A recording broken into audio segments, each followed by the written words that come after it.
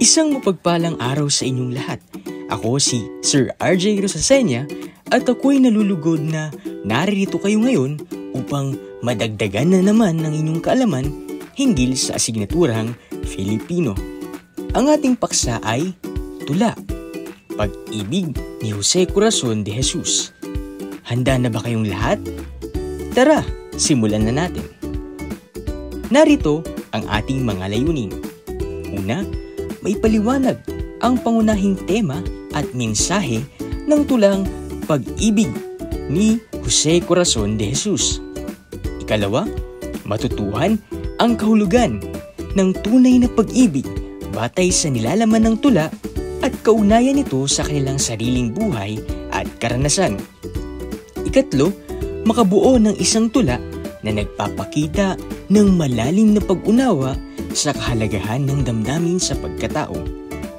At ikaapat, makilala ang mga anyo ng pag-ibig sa iba't ibang larangan, pamilya, bayan, sarili, at maisabuhay ang mga pagpapahalaga gaya ng malasakit, respeto, at pakikiisa.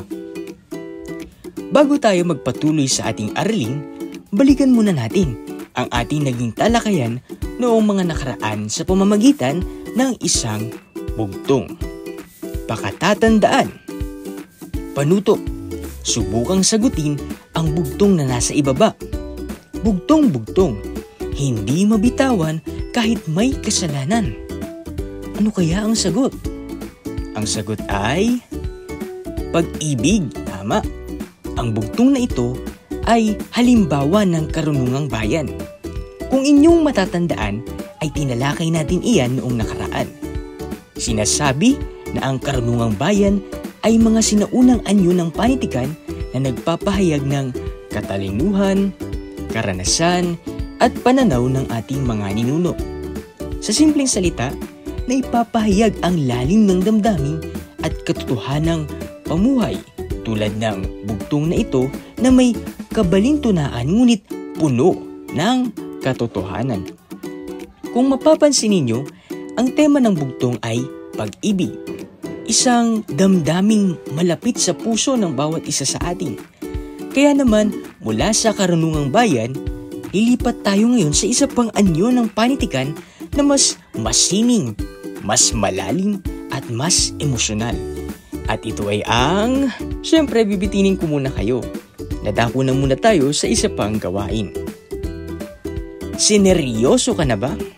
Panuto, iscan ang QR code at panoorin ang maikling trailer. Ihanda ang sarili sa tanungan at sagutan. Tapos na bang panoorin? Okay, dumako na tayo sa gabay na tanong. Una, ano ang pamagat ng iyong pinanood na trailer? Tama, 100 tula para kay Stella. Ikalawang katanungan, ano ang masasabi mo tungkol sa ipinakitang damdamin ng pangunahing tauhan habang binibigkas niya ang kanyang tula para kay Stella? May kita na ang tula ay naging paraan ng tauhan upang mailabas ang kanyang damdaming tahimik, totoo at puno ng emosyon. Tila hindi niya masabi ng harapan ang kanyang nararamdaman kaya sa pamamagitan na lamang ng tula niya ito ipinahayag. Sa iyong palagay, bakit 100 na tula ang ginawa ng pangunahing tauhan para kay Stella? Ano ang pinapakita nito tungkol sa pag-ibig? Ipinapakita nito na kapag ang isang tao ay umiibig, handa siyang gumawa ng mga bagay na nangangailangan ng tiyaga at panahon. Ang paggawa ng 100 tula ay simbolo ng matinding damdamin at tapat na intensyon. Siguro naman ay batid na ninyo ang ating tatalakayin. At ito ay ang tula. Kapag sinabi nating tula, asahan na ninyo na punong-puno ito ng malalalim na salita. Kaya upang hindi kayo maligaw mamaya sa kaiintindi ng nilalaman ng tula, magkaroon na muna tayo ng isa pang gawain na lilinangin ang inyong bokabularyo. Pagtapat-tapatin. Panuto, hanapin sa Hanay B ang katumbas na salita ng mga salitang nasa hanay A. Una, makuro. Ang katumbas nito ay mapag-isipan. Ikalawa, nananaghoy. Ang katumbas sa salita nito ay umiiyak. Ikatlo, duwag. Ang katumbas sa salita ay takot. Ikaapat, ganid. Ang katumbas sa salita ay sakim. At panghuli, katoto. Ang katumbas sa salita ay kaibigan. Tama na muna tayo sa gawain. Dumako na tayo sa formal nating talakayan. Ano nga ba ang tula? Ang tula ay isang masining na paraan ng pagpapahayag na nagtataglay ng kapangyarihan na humawi sa ating kaisipan, lalo na sa abstrakto at pambihirang mga kaisipan. Sa bawat taludtod at tugma, binubuo ng tula ang isang palabas na nagdadala sa atin sa mga iba't ibang damdamin at mga pananaw. Ang pagiging malikhain ng tula ay nagbibigay daan upang mabigyan ng buhay ang mga salita at maging tanyag ang isang kaisipan. Sa pamamagitan ng pagbabahagi ng tula, naihahayag ng may akda ang kanyang pag-unawa sa mundo, pagmamahal, kalungkutan at pagkamalikhain. Ito ay isang daan upang masuri, magpahayag at makaapekto sa mga mambabasa. Sa bawat pagbasa ng tula, ang mga salitang pumapalibot sa atin ay nagiging tugtog, lumilipad at nagbibigay buhay sa mga damdamin na ating nararamdaman. Ang tula ay isang natatanging sining na may kakayahang sumalamin sa kultura, lipunan at puso ng isang tao. Ito ay patunay na mayroong kahusayan at ganda ang ating wika. Nagbibigay buhay sa mga salita at mga kaisipan. Sa huli, ang tula ay isang patunay ng kapangyarihan ng tao na maipahayag ang kanyang sarili sa pamamagitan ng mga salita at sa proseso nito na maghahatid ng kahulugan at inspirasyon sa mga mambabasa. Narito ang isa sa halimbawa ng tula. Kung nais ninyong magkaroon ng kopya, ay mangyaring iscan na lamang ang QR code. Handa na bang makinig? Okay. Pag-ibig ni Jose Corazon de Jesus, taong 1926. Isang aklat na maputi ang isinulat, luha, kaya wala kang mabasa kahit isa mang talata. Kinabisa at inisip mulang ating pagkabata, tumandak at nagkauban, hindi mo pa maunawa. Ang pag-ibig, isipin mo. Pag inisip, nasa puso. Pag pinuso, nasa isip. Kaya't hindi mo makuro.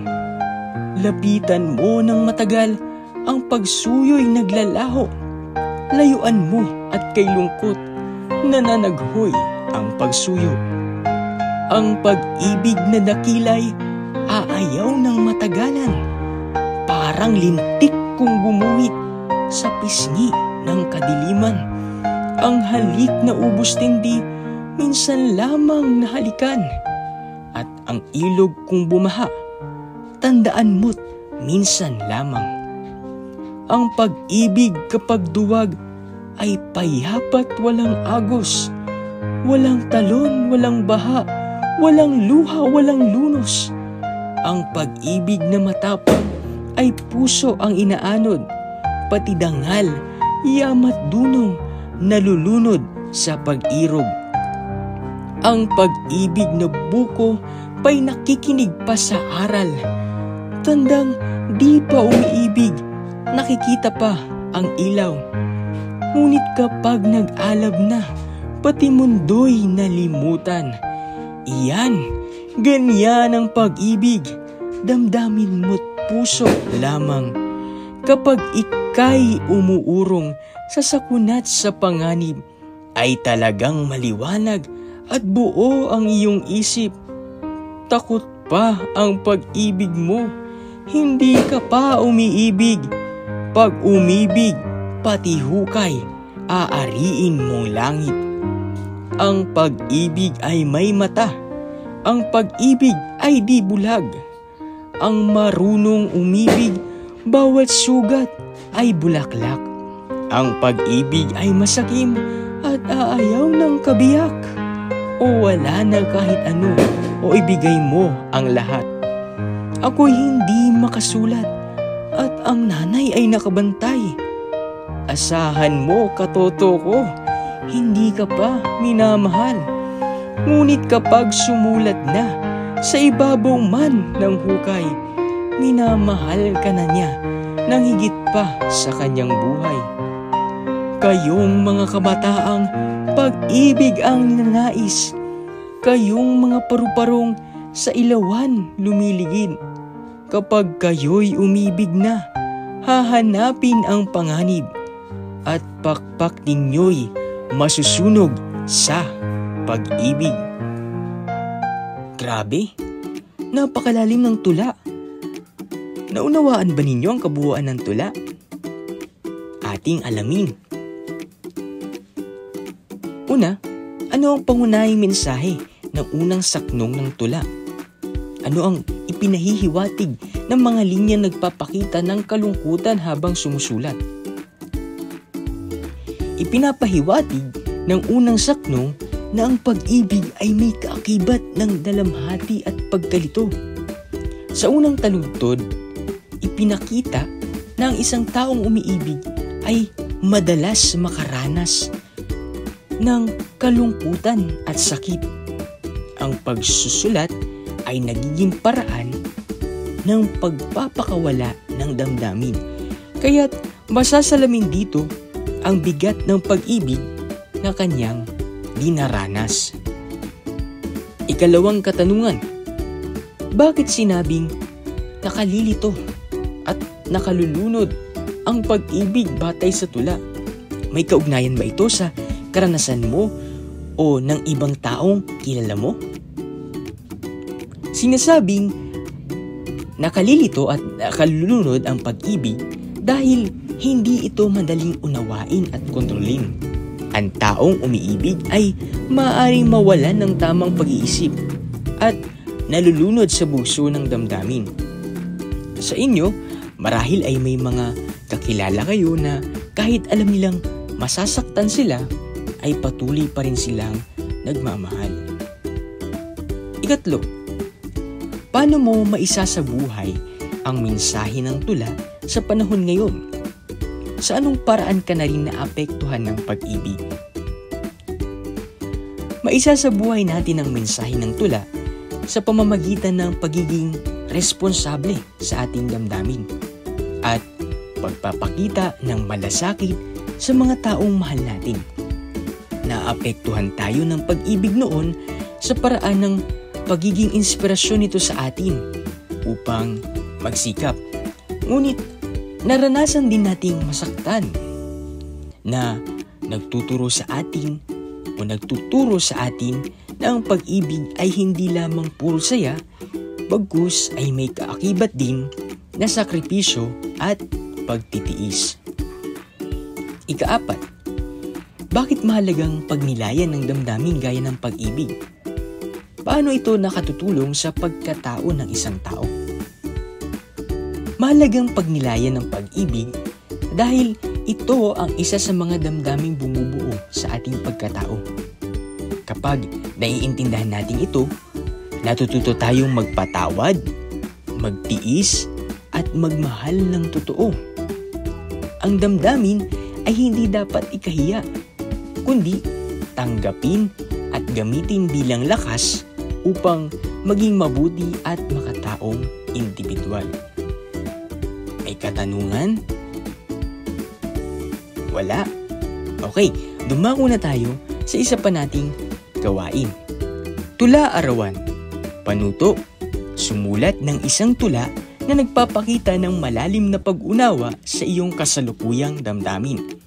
Kinakailangan na ang paksa ay patungkol sa pag-ibig. Maaring sa iba't ibang larangan, halimbawa, pamilya, bayan, sarili at iba pa. Isumite ang nagawa sa repositoryo na nasa ibaba.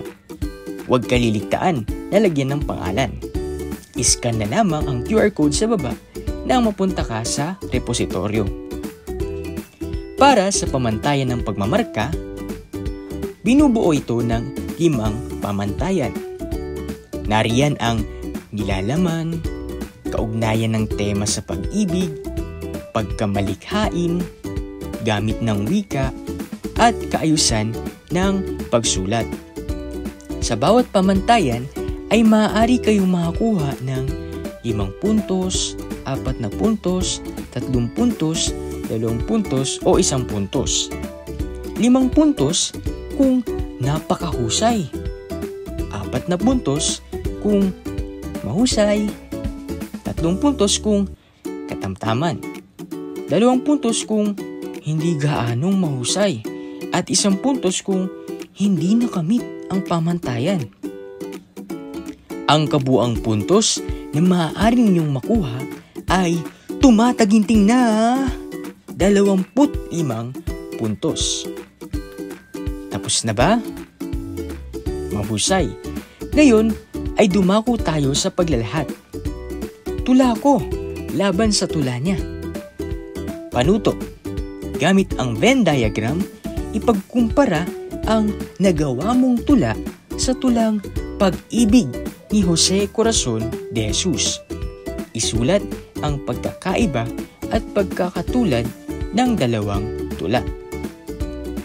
Tapos na?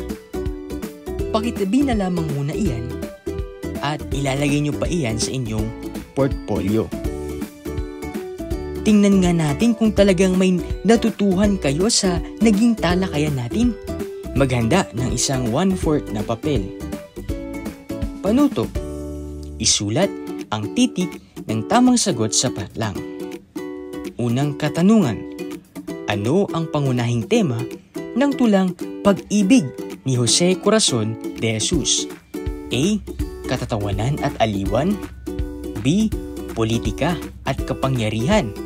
C. Masidhing damdamin at sakripisyo. O letter D. Kabuhayan at pag-unlad. Ikalawang katanungan. Batay sa tula, ano ang sinasabi ng may akda tungkol sa taong duwag magmahal? A. Sila ay masaya at mapayapa. B. Sila ay hindi tunay na umiibig. C. Sila ay palaging pinipili. O D. Sila ay mas matalino sa buhay. Ikatlong katanungan. Sa saknong na ang pag-ibig ay may mata, ang pag-ibig ay di bulag. Ano ang nais ipahiwati ng may akda? A. Ang pag-ibig ay hindi nakabase sa katotohanan. B. Ang pag-ibig ay palaging masaya. C. Ang pag-ibig ay kayang makakita ng totoo at tumanggap ng sakit. O titik D. Ang pag-ibig ay hindi totoo. Ika-4 na bilang. Alin sa mga sumusunod ang teoryang pampanitikan na higit na angkop sa tula? A. Klasismo. B. Realismo at romantisismo. C. Existentialismo. O D. Formalismo. Ika-5 bilang. Ayon sa tula, ano ang naging bunga o ano ang nagiging bunga kapag ang isang tao ay tunay na umiibig? A.